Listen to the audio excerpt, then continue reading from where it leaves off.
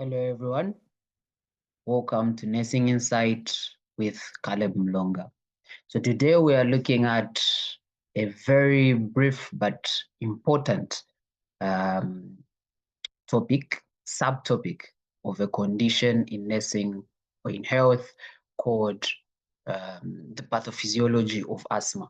So we're looking at asthma, but specifically the pathophysiology.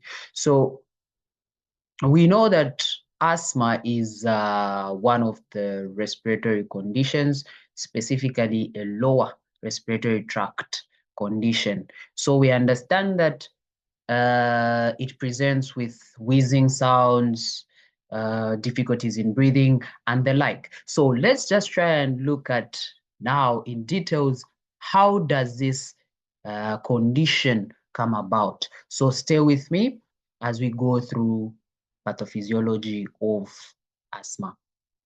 Okay, so we are going to start like this. So we understand that asthma comes about, or an asthmatic attack comes about due to a specific irritant or something that has irritated or is irritating the mucosal lining of the respiratory tract.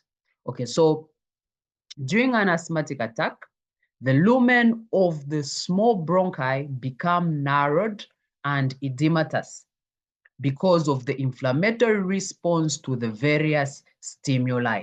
So like I said in the beginning, this asthmatic attack is coming as a result of something irritating or causing some form of irritation on the bronchi, on the walls of the bronchi.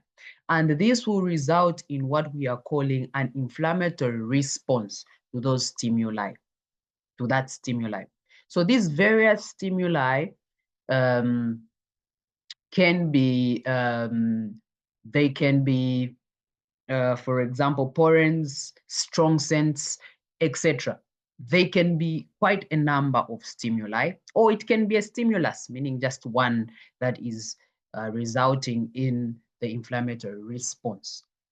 Okay, so what we are saying here is that the lumen of the small bronchi will become narrowed and edematous because of the inflammatory response that is following that stimulus or various stimuli.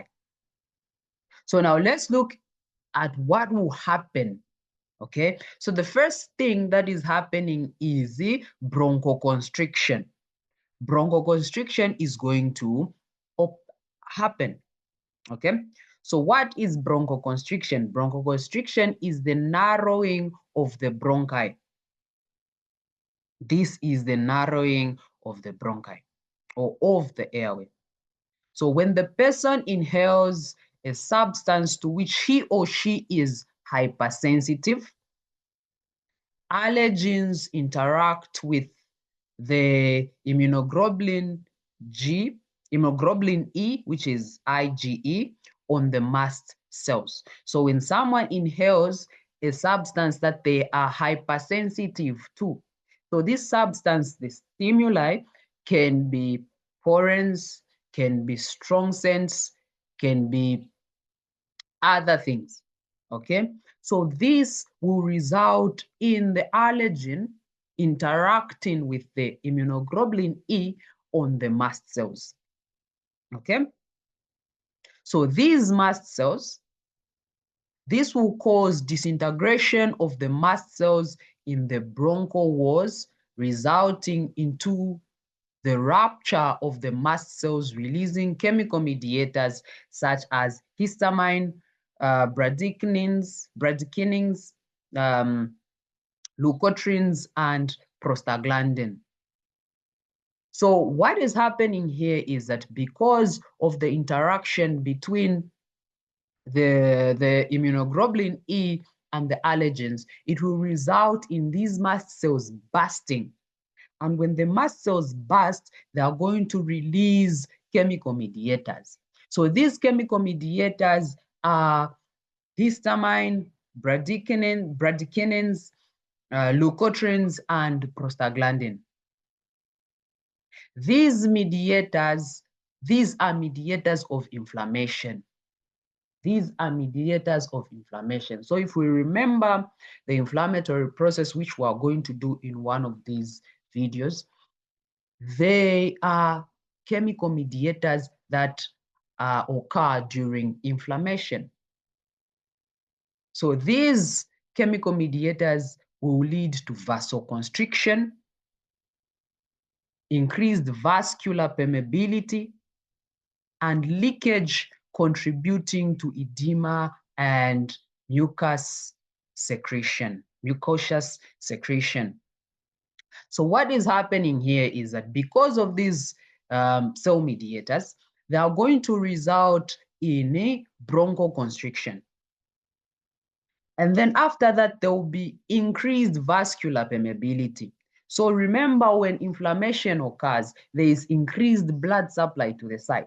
So because of that increased blood site to the site, there will be increased vascular permeability, meaning there will be more and more fluids seeping or leaking from the blood vessels into the tissues, the interstitial spaces. Okay, and because of the increased permeability and the leakage of that fluid, there will be what we are calling edema. And because of that also, there will be increased mucus secretion. Not only that, consequently, the mucosa thickness and airway swelling. Thus, the airway becomes more rigid and interferes with the airflow. So just like we have said, because of the vasoconstriction, because of the inflammation, what is going to happen is that the mucosa thickness, the mucosa lining of the bronchi is going to, or the bronchial walls are going to thicken, and the airway is going to be inflamed or swelled up, swollen. Thus, the air will become more rigid and it will interfere with the airway. Therefore, edema will result. And also there will be dyspnea. So this dyspnea, as well as wheezing due to mucus secretion and bronchospasms. So there will be edema and wheezing sounds due to mucus secretions in the airway and also bronchospasms as a result of the inflammatory process that has occurred. So that is the first part in our pathophysiology, which is dealing with the bronchoconstriction.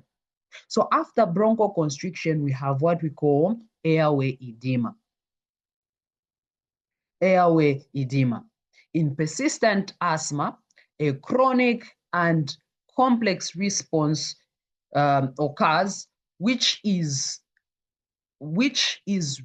will result in edema, inflammation, mucus hypersecretion, and the formation of mucus plugs, as well as structural changes such as hypertrophy and hyperplasia of the airway smooth muscles. So like we are saying with persistent asthma, recurrent asthma, what is going to happen is that there will be continuous edema, which we have explained where it is coming from. It is coming from the increased vascular permeability and the seepage or leakage of fluids. Okay, and then we are also saying because of, there will also be inflammation and airway and mucus hypersecretion. And because of this mucus hypersecretion, the mucus will become thicker and thicker, and it will result into the formation of mucus plugs. And lastly, there will be structural changes that will occur to the airway. So this stimulates the mucosal membrane to secrete excessive mucus, further narrowing the bronchial lumen. So because of the increased inflammation, because of the increased edema, there will be more and more production of mucus. And because of that excessive mucus production, there will be further narrowing of the bronchial lumen. So that is basically it on airway edema. Then from airway edema, we have airway remodeling or remodeling. Okay, so with increased severity and chronicity of the disease, so meaning with the more severe and the more chronic the disease is present or manifests, permanent structural changes can occur in the airway. These are associated with a progressive loss of lung function. So because of the more severe, the more chronic the disease is, there will be permanent structural changes that will occur. And this will result in progressive loss of lung function. These structural changes can include thickening of the subbasement membrane, subepithelial fibrosis. Subepithelial fibrosis is coming as a result of that inflammation. Now that inflammation can heal with the fibrosis, with a scar. Therefore, there will be fibrosis.